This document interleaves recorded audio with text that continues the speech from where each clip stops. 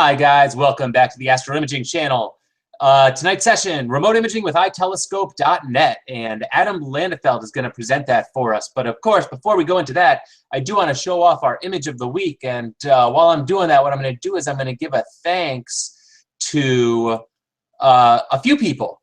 Adam Landefeld, CJ, I'm sorry, I forget your last name, but two people who we reached out and said, hey, could you guys, or if anyone out there has any ideas for presentations, just let us know. And sure enough, two people jumped in. They stepped up, and they're going to be presenting for us over the next couple weeks. And as well, Josh is telling me that we're getting lots of suggestions for topics on Facebook. So, wow, it's actually starting to stream in. As the weather gets cold, you guys are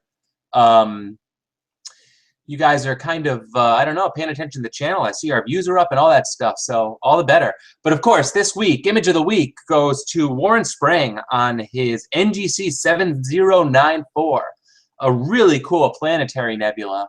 I actually confused it for Able 43 earlier, but I guess it's a little bit different. Some of the stars are in a little different spot. So cool one right there. And hopefully Warren will be on sometime with us to share some info about this.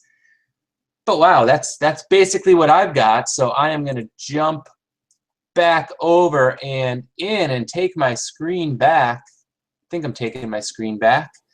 And basically, I'm going to hand it right over to Adam, who is in the room. Cool, thanks. Let me share my screen. There we go. Can you see it?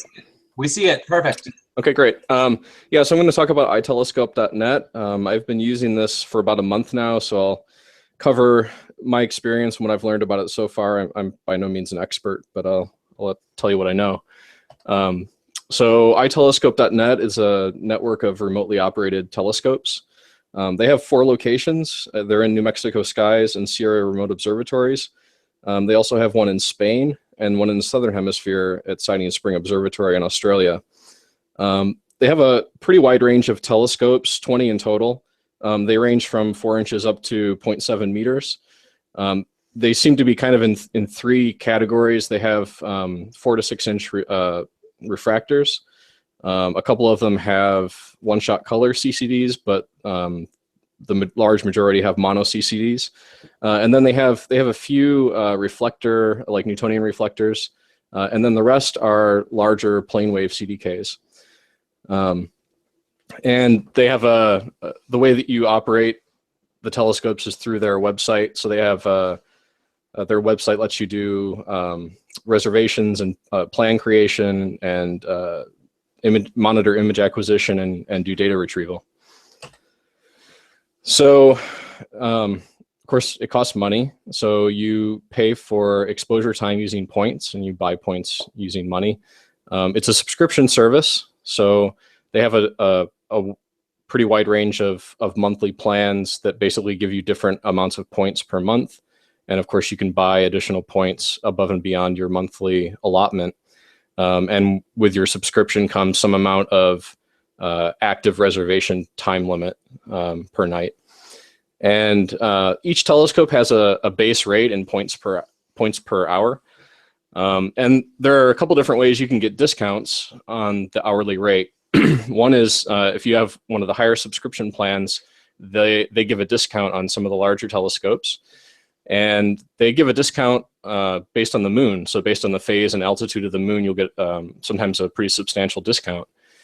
So if you're looking to shoot HA with some larger telescope, you can sometimes get a good deal when the moon's out.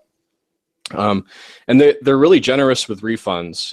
It's a fully automated system. Stuff happens. So if you have images that are out of focus, or you have poor tracking, or there are pointing issues, or the weather comes in, or something like that, or they close the roof halfway through your exposure, it's really easy to go ask for refunds.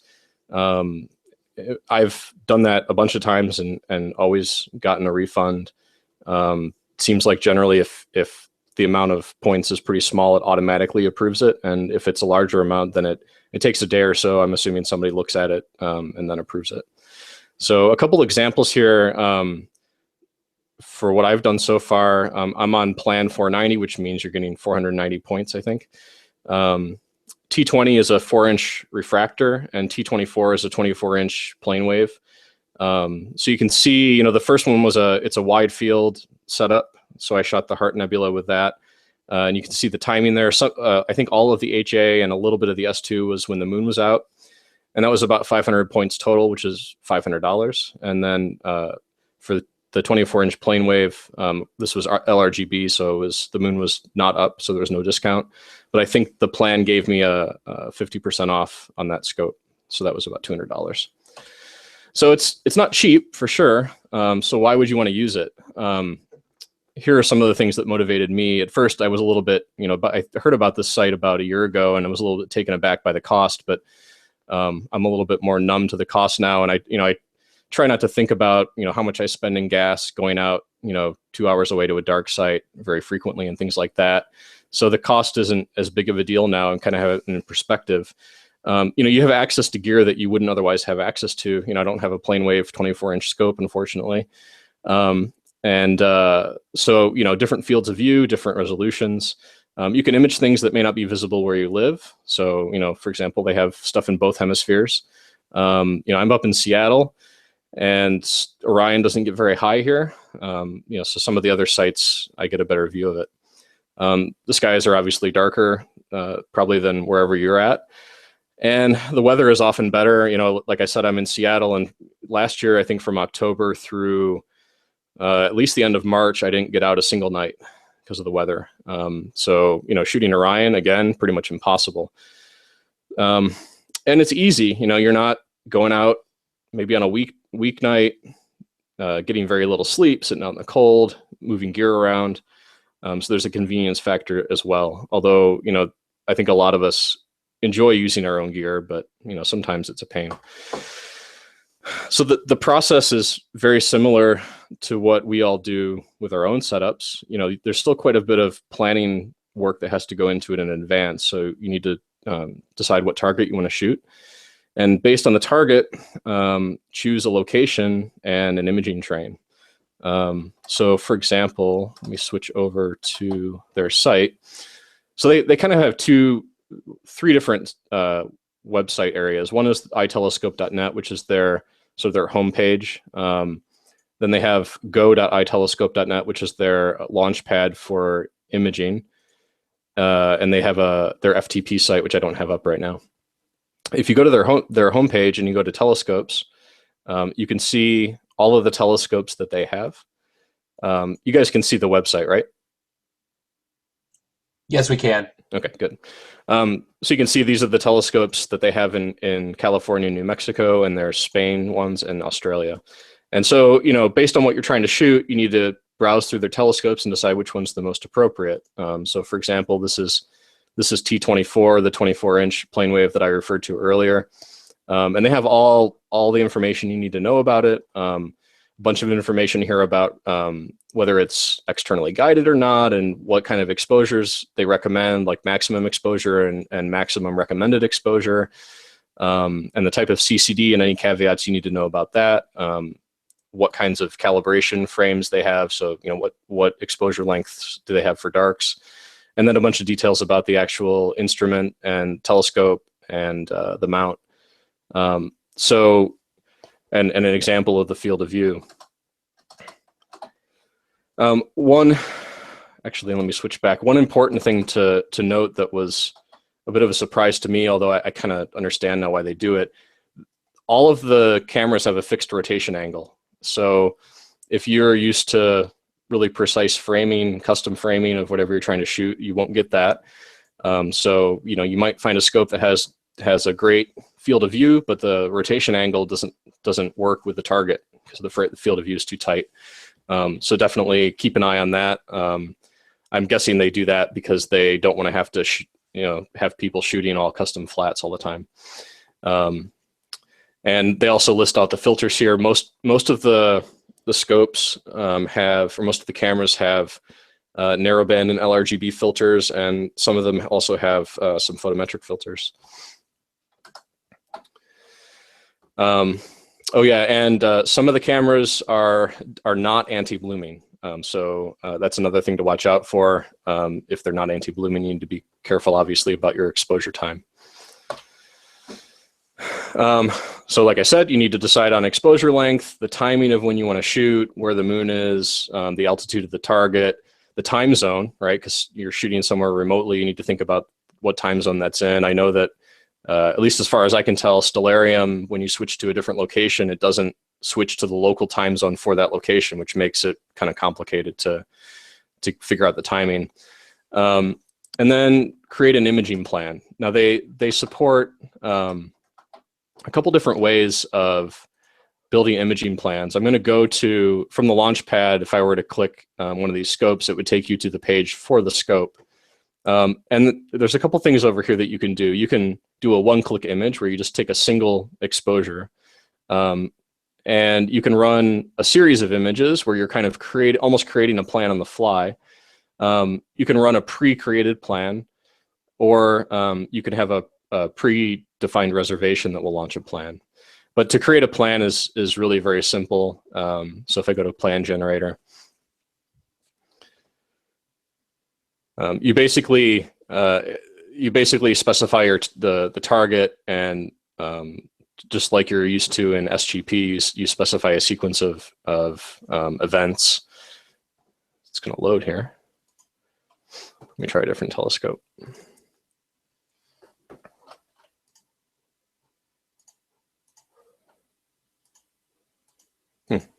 Okay.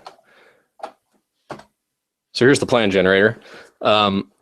So you specify the target and the coordinates, and it'll give you some tips about the best time to shoot and when it crosses the meridian. You set up your events, what filters you want to use, and duration and count and binning and so forth. And there's some settings you can choose about how often to focus and how often to recenter the telescope, and whether you want to dither and so forth. So once you create that plan, like I said, you can make a reservation on a telescope. That seems to be the best way to do it.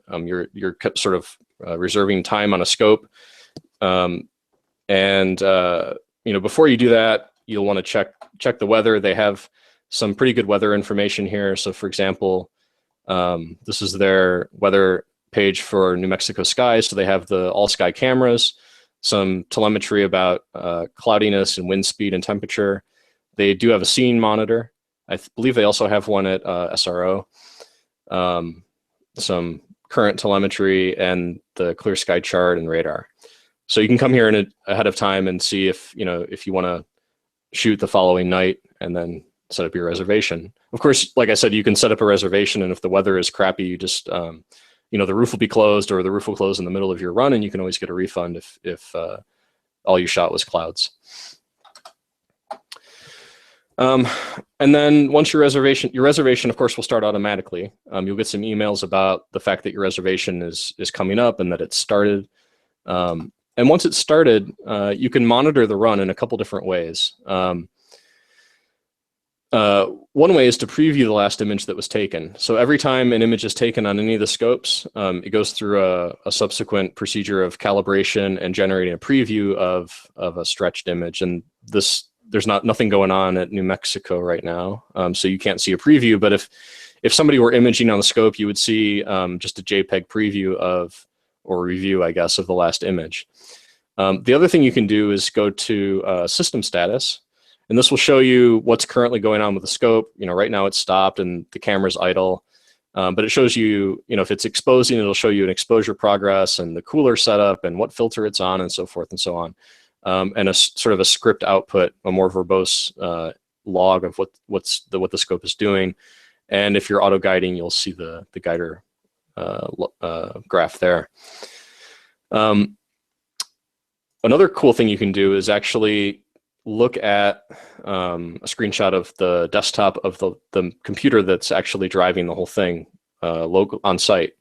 So you can see here they're running Maxim and ACP and Focus Max and so forth. So you can come here and see and refresh it and take a look at what's going on actually on the machine. And then finally, both for keeping track of what's going on and also retrieving your data, they have an FTP site with a web interface that you can go to. They also, I think if you have a high enough membership plan, they'll hook up your FTP space to cloud storage. So if you have Dropbox or something, they'll automatically sync it. So you can come here and it's organized by scope. They also share out the calibration library as well. But if you come into one of the scopes, you can go into, this is the imaging plan name. So there's a folder for the imaging plan, and then it's arranged by date. So if you come in here, let me go to a different one here. So here you can see all the files that were uploaded. And so they give you the uncalibrated fit files zipped up. Each file is a single zip with a single fit file in it. They also give you the automatically calibrated images and the JPEG previews, which is the same preview that you're seeing when you click preview last image on the telescope page. So you can come here, and as the images come in, you can keep an eye on them.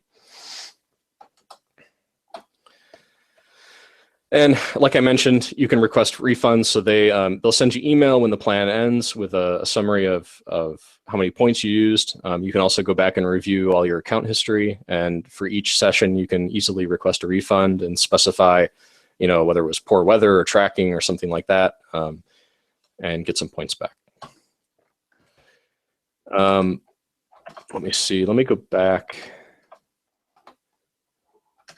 Where am I here? Let me go back here. Let's go to this one, which is in use.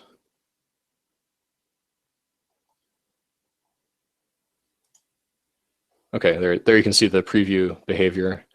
Obviously I'm not taking this image. This is somebody else's image. I didn't go over making a reservation. So if I wanted to reserve time on a scope, you can see here people who already have time reserved. Obviously, when the moon's out, things are a little quieter, but you can just click anywhere in here where you want to start and choose your end time. For some reason, it only lets you do an hour and a half here, but you can expand it in a second. Choose the plan you want to run under that reservation and confirm it. And then, like I said, you can grow the time. With my plan, I'm able to have up to 4 hours reserved per telescope per night. I think maybe some of the larger plans let you do a little bit more than that. And they ask that people don't reserve the same time slot more than 2 consecutive nights in a row on the same scope, so that everyone has a chance to get it's that time slot on a particular scope during a week. So back at the launch pad, the main thing you'll use this for is just as a jumping point to a particular telescope, but it shows you a quick overview of the all-sky cameras, how many points you have, some quick links to weather information, and these drop-downs give you some links to, say, account history and things like that. Another, in terms of support, their customer service so far I've been really happy with. The main ways that I've interacted with that is, a couple times I've been watching the imaging run at the beginning to make sure everything's going well. And sometimes things go wrong, like the telescope is just like something's gone wrong with pointing and it's just like pointed at the wall or something like that. Or sometimes I think the system has to be rebooted. You can easily go here and type a message and page the on-duty engineer, and you get a reply over email pretty quickly, usually within like 10 minutes.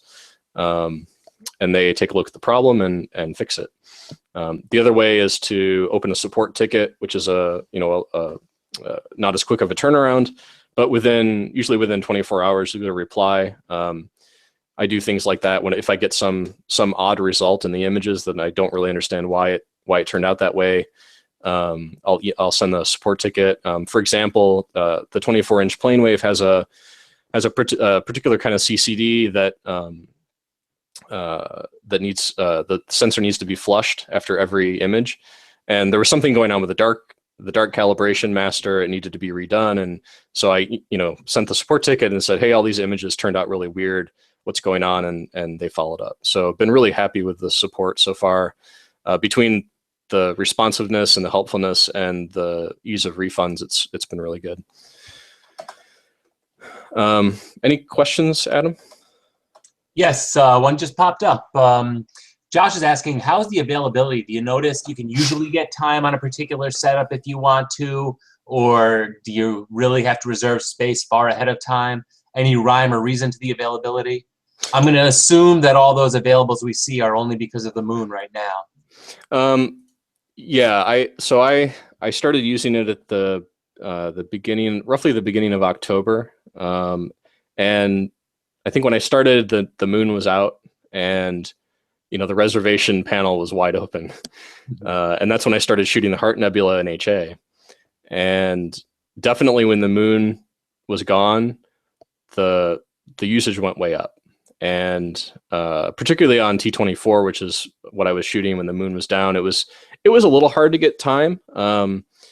Planning, reserving a day or two in advance definitely helps. And I'm guessing it to some extent will depend. If there's a popular target that's at a sweet spot at a particular time, it might be hard to get that time. But I was able to squeeze in 2 hours one night, 2 hours another night. Definitely during the moon, though, it's harder to get time. But I haven't been watching all of the telescopes, so I don't know if some are more popular than others. I've only used the T20, which is the wide field refractor, and T24. But yeah, definitely when the moon is not up, things get way more popular. So if you can, I would recommend keeping an eye on the weather a day or two in advance, and trying to grab a reservation early if you can. One thing I should mention, I kind of touched on it earlier, but it might not have been clear. You don't have to make a reservation to image. If you come to a telescope and nobody's using it, you can kick off a plan. And I believe that you then hold that telescope either until your plan ends, or you run into somebody else's reservation. So if you didn't make a reservation, but you check in one night and things are all clear and you want to image and nobody else is using it, you can jump on the scope and start imaging. Cool. The Tolga's asking, how many hours was it, and how much did it cost, in specifically your heart that you had imaged? Oh, yeah, let me go back to that. Oh, my slideshow stopped. Where is it? Yeah, so Heart Nebula, I did 5.5 hours of HA. Like I said, I think most, if not all of that was when the moon was up to some extent. 7 hours of O3, which was all moonless, and 5 hours of S2. I think maybe 1 or 2 hours of that was with the moon up. So that was roughly 500 points, which is roughly $500. Like I said, it's not cheap, but I have a particular setup, and weather's crappy, and no way I could get the whole heart in without doing a mosaic and so forth and so on. So, and then the larger scope is obviously more expensive. I shot the Running Man, and I think this was all the luminance I got, and the target's somewhat bright and the scope is huge, so that's all I needed.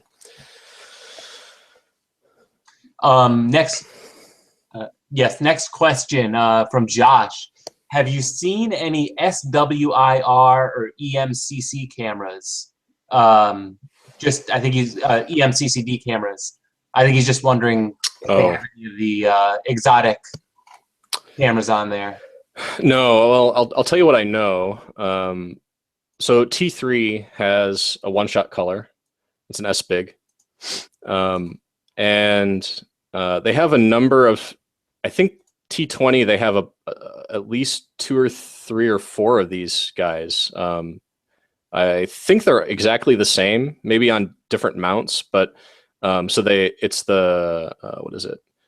The Takahashi 106, and those all have the S-Big 11,000M. Let's see. This guy has an FLI. They've got some with more exotic cameras. Let's see, where's the Monster? I think the Monster is T30. No. Another FLI. So here's a non-anti-blooming. Here's one of their Newtonians, apogee. So I haven't seen anything particular. I mean, some of these are exotic for me, but nothing really super exotic. Another FLI. I don't have a ton of experience across like a bunch of CCDs, so I'm not really familiar with these. I'm assuming they're decent cameras. I mean, I know that some of the I know like Apogee is a great brand, and some of these larger scopes need bigger sensors probably.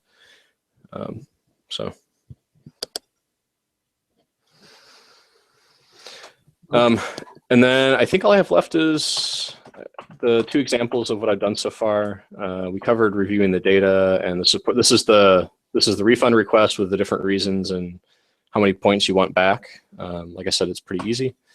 And I haven't gotten through processing the heart. This is I've processed the HA, which is this image, but I haven't finished the S2 and O3 yet. Results are pretty good.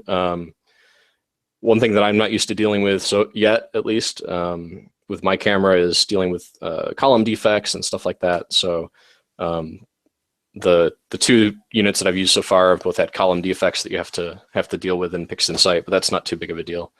So the results seem pretty good so far. And then the Running Man, which I was also pretty happy with. I've been just itching to shoot this exact image, and I was so happy that the rotation angle worked out perfectly for this guy. So this was on the 24-inch. And the heart was on what? This was on the TOC 106 with the 11,000M. So this was I think it's about 3.5 arc seconds per pixel, and I want to say like I forget what the field of view is on that one.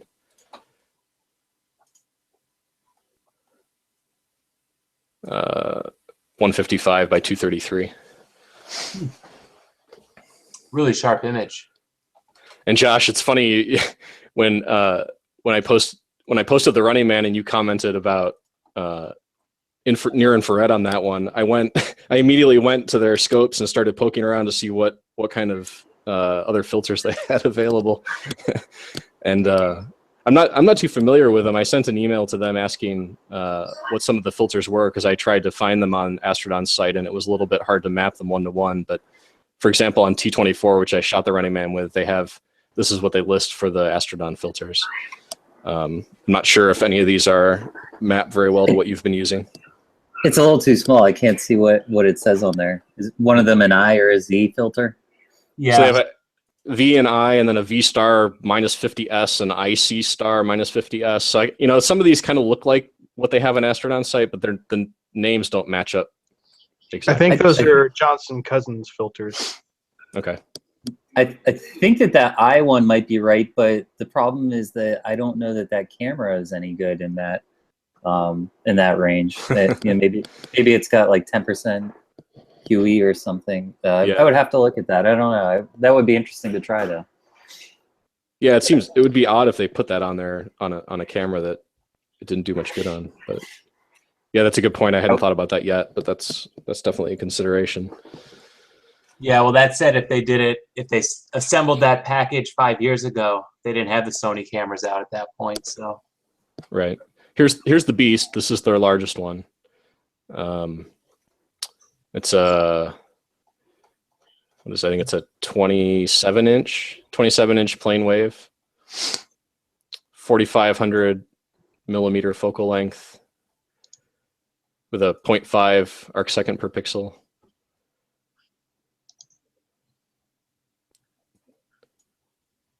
Pretty big pixels. And I think they have 1 or 2 scopes that I think are private. I don't think they're listed here, but they're on the launch pad. So that's all I got. Are there any other questions? How does, when I don't know, in looking at it, I went online. Do they have some sort of pricing schedule? Like if you're a frugal astronomer that wants to kind of make the most of his time? They have pricing information on here. I found it a little bit hard to figure it all out at first. But here's their membership plans. They do have they have some kind of like read-only mode kind of thing that's free. So you can basically, you can sign up, but you can't actually do any imaging. You can go to the launch pad and go to each telescope page and poke around and you know, watch other people's imaging runs and just kind of learn the interface and see what it's all about. This looks like their smallest. I mean, the thing is, these membership plans, you know, the starter trial with 20 points, I mean, yeah, it's cheap, but you only have 20 points, and 20 points doesn't go very far. It's, you know, for any of us, it would be less, you know, maybe an exposure or something. I don't know. So they have the different plans listed here. And let's see. So if you go to a particular plan, so you can see here's the plan, here's how many points you get. It's 28-day period and the cost. So, you know, it's basically a dollar a point. And the plan reservation quotas. So I think what this means is that at any one time, I can have up to 16 hours of reservations across all the scopes. And you can look at the hourly rate for each telescope using this plan with a particular moon discount in effect. So, you know, if you're doing LRGB, you would select this, and then you can see the rate you're going to get on the different scopes. So, for example, here T24, it would with plan 490, it's showing 110 points per hour. If I go to plan 90, I think it goes up to 165, and a starter trial 187. So you can see that if you commit to more per month, you get a discount on the scopes. Does that answer your question? Yes, I've never seen that chart spelled out that way. You might have, I don't know if you have to be a member to see that stuff, but that's really no, I don't think you do. No. Huh. This is basically like the sign up page. So if you go where is it? If you go back to their homepage, you click prices. Mm-hmm. And then I just scrolled down here and I clicked on a plan. I think they all take you to the same place. Okay. It takes you here, and then make sure you click on the plan again, and then that'll show you the prices. And so, you know, if I was imaging with lots of moon, you could see the price drops in half. Mm-hmm. You know, above and beyond the discount for my plan. Oh, one thing I should mention. This is, other than the rotation angle, this is probably the other biggest thing I've run into.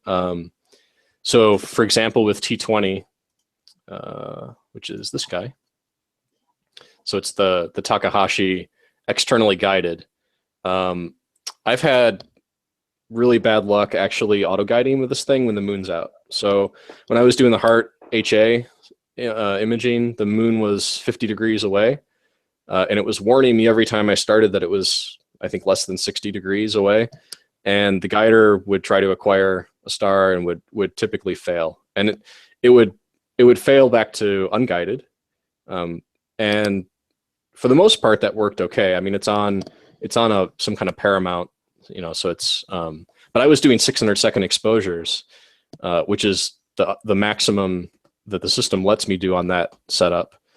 And the maximum recommended is 300, and I was doing the maximum allowed unguided. So, you know, I had to throw away I had to get refunds for some frames, but I was actually, just earlier tonight, I was trying to start shooting the Rosette on a similar rig in Spain, in their Spain site, and it looked like it was, you know, the first two exposures had really smeared stars, and it wasn't auto guiding again because the moon's out. So that's one little bit concerning thing. You know, if you want to take advantage of the moon discount and do narrowband, well, you're going to want to do long exposures, and trying to do long exposures while the moon's out, you know, 60 degrees is a long way away from the moon, and still it's having trouble guiding. So that was a little weird, but the explanation I got was basically that the moon can cause the guider problems. So I don't know. This is an interesting guider. I'm not familiar with this. This looks like maybe like an all-in-one unit or something. when I was externally guiding, I had like an 80mm guide scope with a, you know, quite a couple inch dew shield on the end that might have shielded things a little better. I don't know. Never had that problem. It looks like they have a very small aperture telescope over there. That may be the reason why it's five-star. Yeah, and I don't know if it's showing it here. Like this is what it's showing. This is the auto guider. I don't. That must just be the star. I don't know if it shows you the. I don't know that it shows you the auto guider exposure, the full exposure. Trying to see what the actual. I think it says what. I don't know if it says what guide camera it uses actually. Let's go to telescope info. Guider is SX Universal. I think I tried searching for that and it couldn't find it, so it might be something pretty old. Oh, detector size 32 by 32 pixels. Wow. So yeah, that was the one thing that, I mean, it wasn't a big deal when I was shooting the heart because, like I said, you know, I threw out maybe 10% of the frames. It wasn't too bad, but you know, this other one that I just started tonight, it was, you know, the first 2 frames were total garbage. So I guess the jury's out on that. I have another question, maybe clarification on this pricing thing. As I understand it, you only pay for exposure time, correct? Like for focusing and slewing, and like if you have 4 hours reserved and you only get 2 hours of exposures in that 4-hour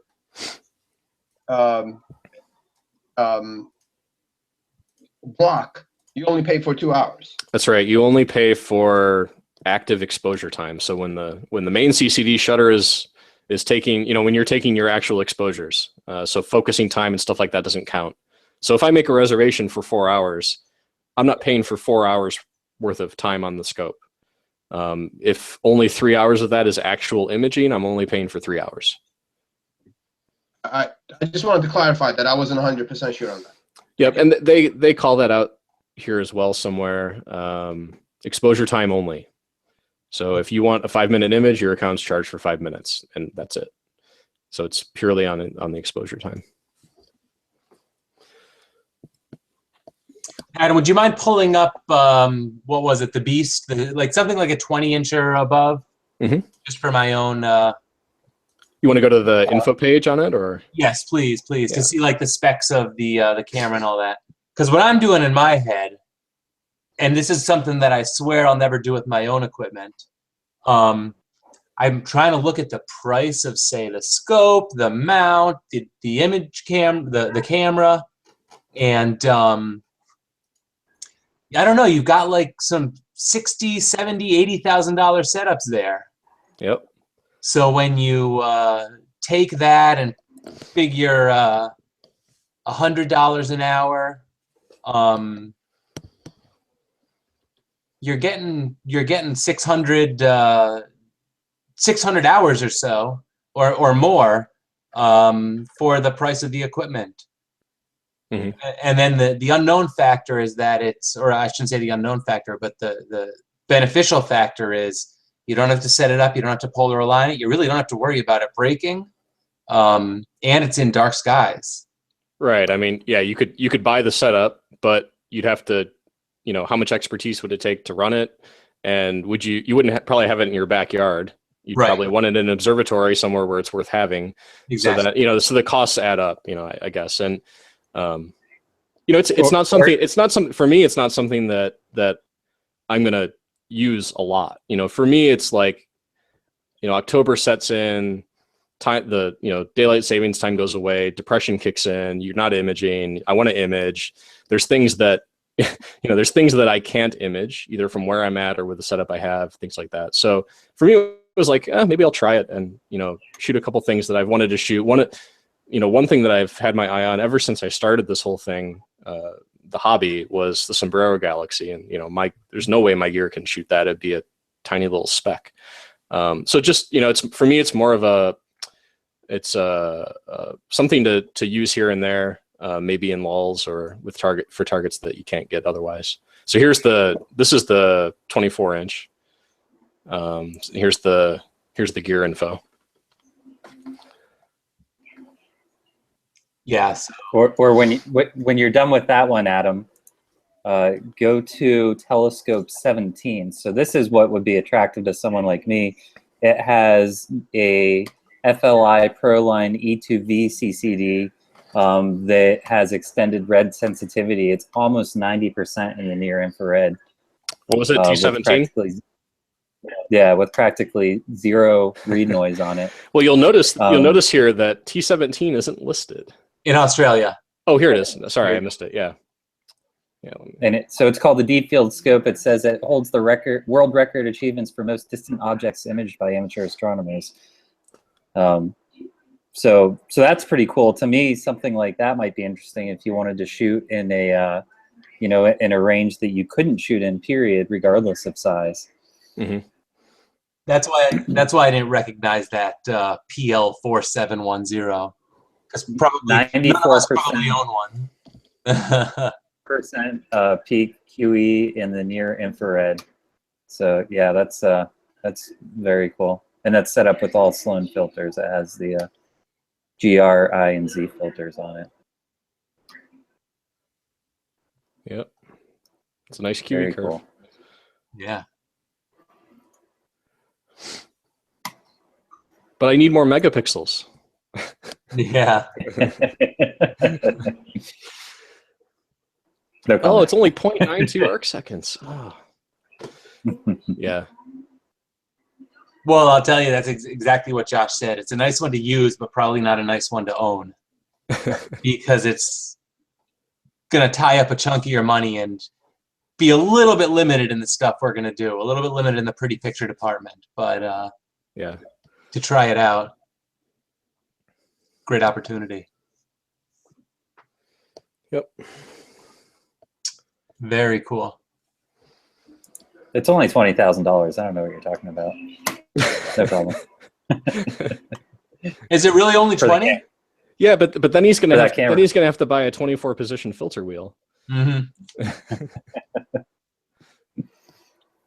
And a focuser that can handle the finger filter wheel and camera, which is, I guess it's cheap at what, $1,500 or $2,000, but. You know, I think the Beast has. I don't think it has the Cassegrain focus even. I think it. Which one was it? Looks like the camera's hanging off here. Yeah, off the side. It's an A-Smith. Yeah. Most likely, it uses a focus on the secondary anyway. Mm-hmm.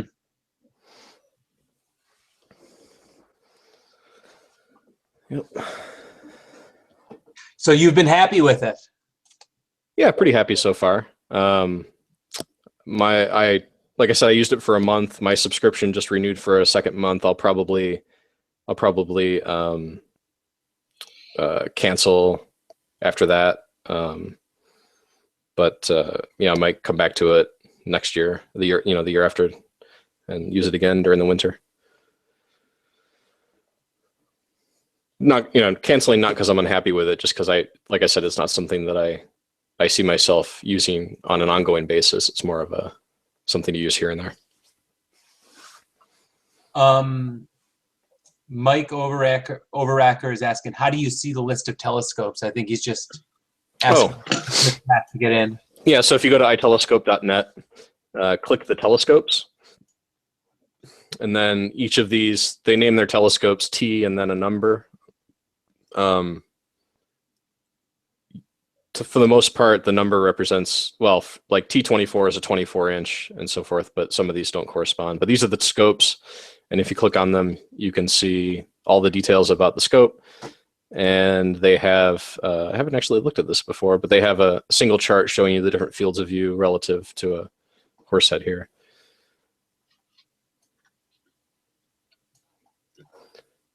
And what happens to your points? Say you have 200 points left and you cancel your subscription plan, but you still have 200 points. What happens to those? It's a good question. I don't know yet. I think if I have points left over, what I might do, I'm not sure if I can do this, but I might downgrade to their, what do they call it, their demonstration account.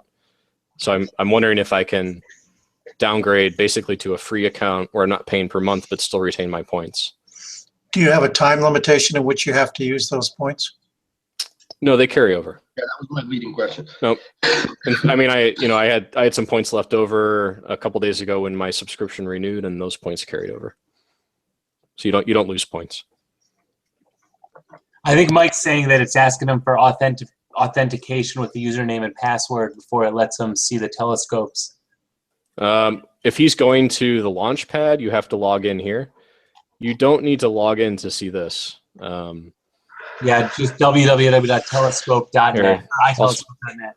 I'll start a incognito thing, and if I just go to so don't go to go.itelescope.net, just go to itelescope.net. That's their sort of public site. And so I'm not logged in. You can click the telescopes, and then you can click a particular one and see all the info. But if you go to go.itelescope.net, that's their launch pad. You have to log in to get to that, and all the subsequent telescope pages where you actually do the imaging. This site, however, is totally open.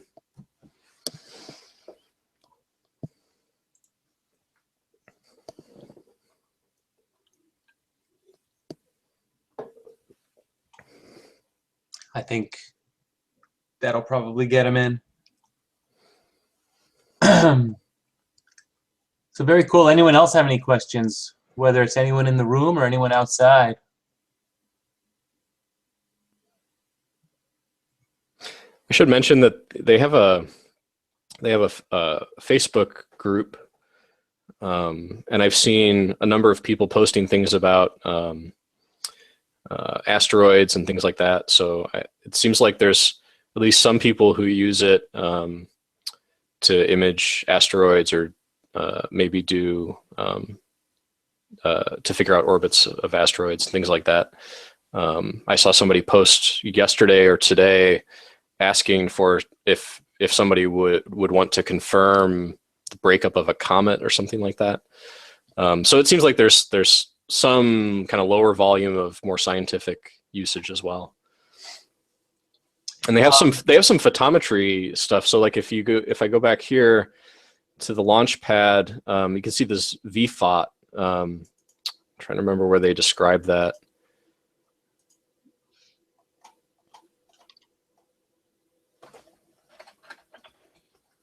So they have an online photometry analysis that requires some second membership. So I'm not really sure what that's about, but there does appear to be some more scientific usage.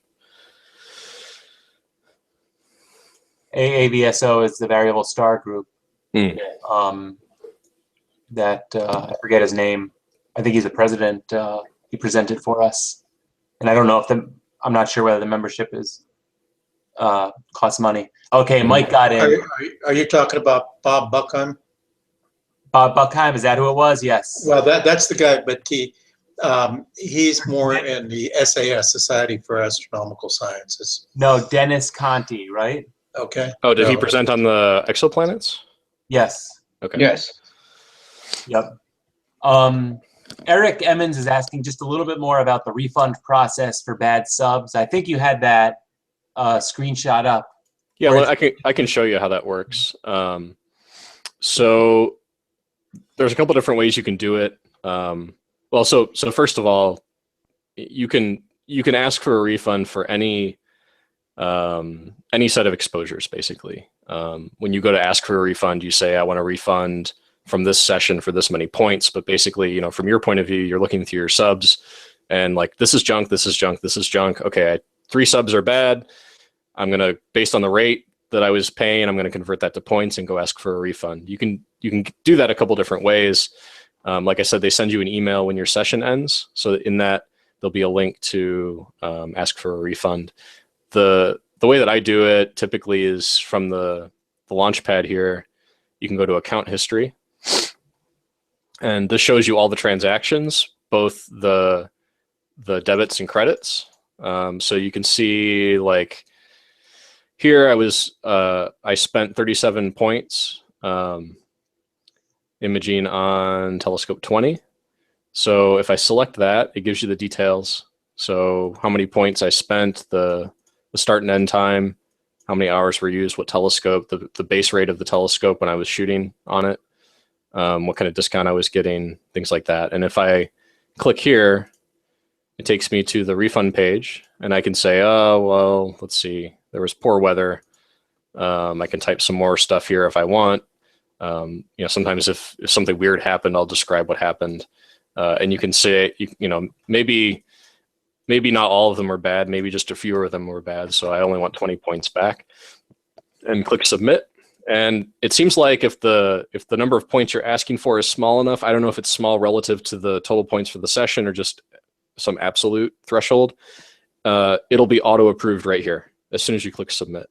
If the number of points you're asking for is larger, it'll say, you know, your request was submitted, you know, you'll hear back later. And typically, like within a day, you'll hear back over email that it was approved.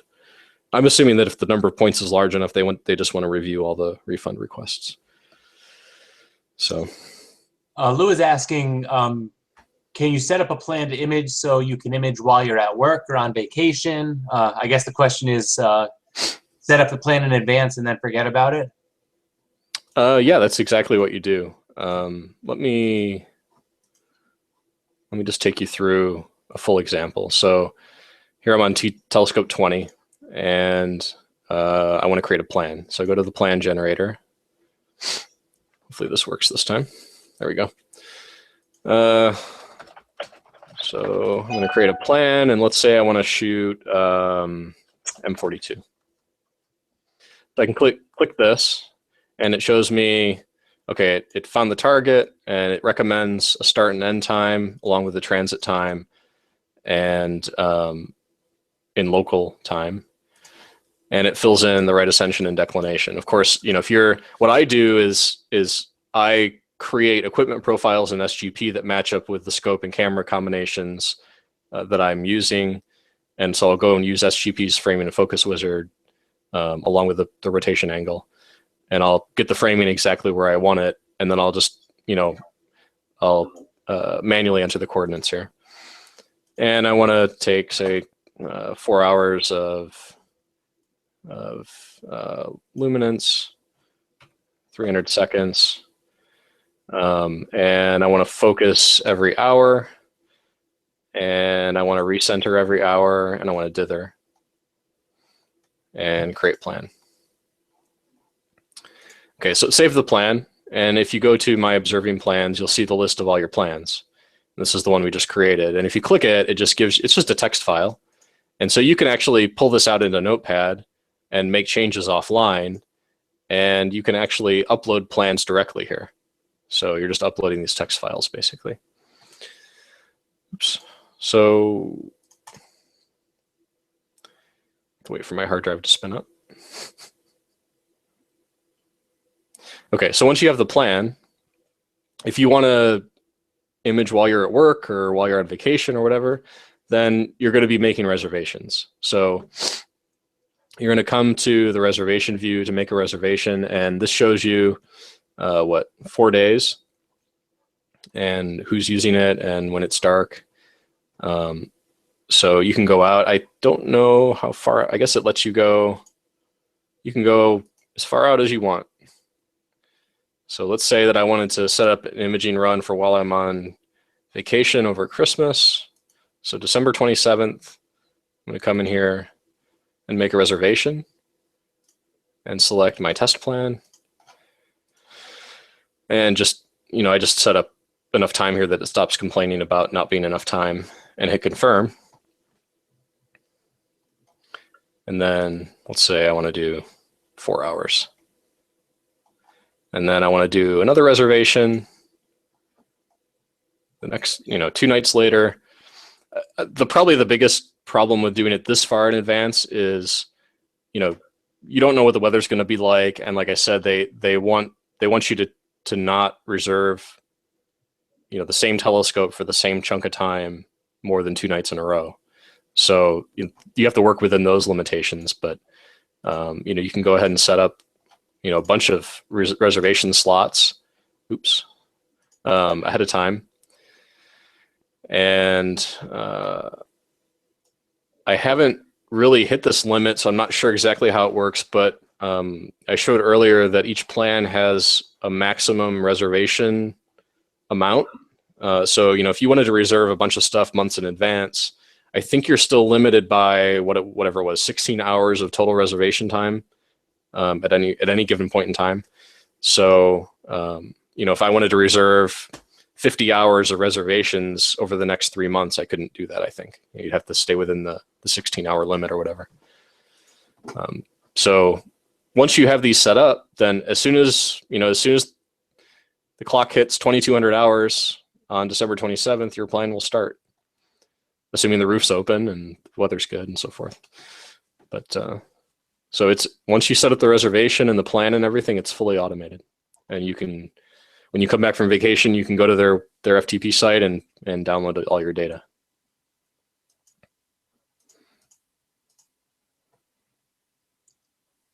Their front end seems really well designed. Yeah, it's pretty good. I mean, the fact that it actually integrates with the telescopes, I'll assume it's actually running the telescopes as opposed to someone sitting behind another computer saying, okay, this guy wants it now. It seems like it's all integrated. Oh yeah, yeah. This all of the stuff you're doing here is integrated with somehow with the actual system that's hooked up to all the gear. I'm not sure if it's running on the same machine or not. You know, when you click View Observatory, you can actually see the taskbar. Hello. Maybe. FTP upload, maximum activity checker, maybe. So probably my guess is that, yeah, I don't know. I mean, each of these, where am I? If you go back to the launch pad, basically each scope can, a particular scope can be down at any point in time. And so, you know, if it is, oftentimes you can't get to this page. So I'm not sure if this section of the website is running on the actual machine running the scope, or if it's a separate system. But yeah, it's all integrated, you know, because like I said, you can come here and say, I want to take a single image and hit acquire. And if the telescope is not in use, it starts shooting immediately.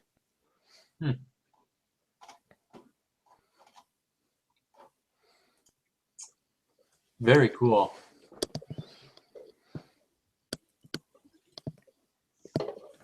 Any other questions?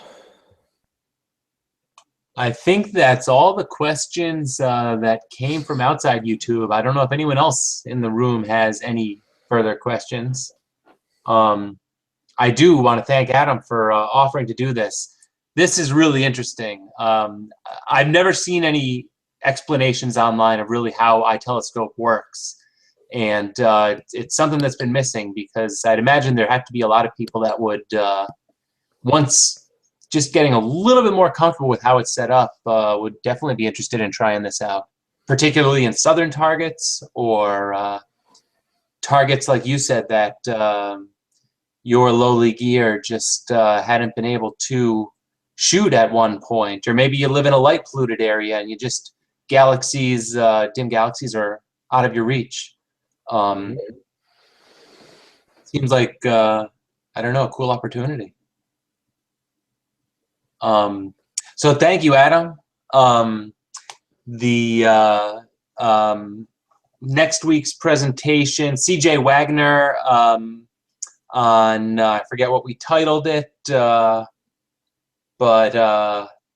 because we had a few different title options, but kind of a beginner's, I think it's how do you do astrophotography or something along that line. So tune in with us next week and you'll get to check that out. And I think that's all we've got for tonight. So again, guys, thanks for coming. Remember to submit for our image of the week, and if you have any other ideas for presentations, post them, whether it be on Google Plus or on Facebook. Again, thanks to all those people who posted on Facebook. I haven't even gotten a chance to read through them, but Josh told me we got a bunch of them, and we're going to be going over them as we plan for future presentations. So thanks again, and we will see you guys all next week.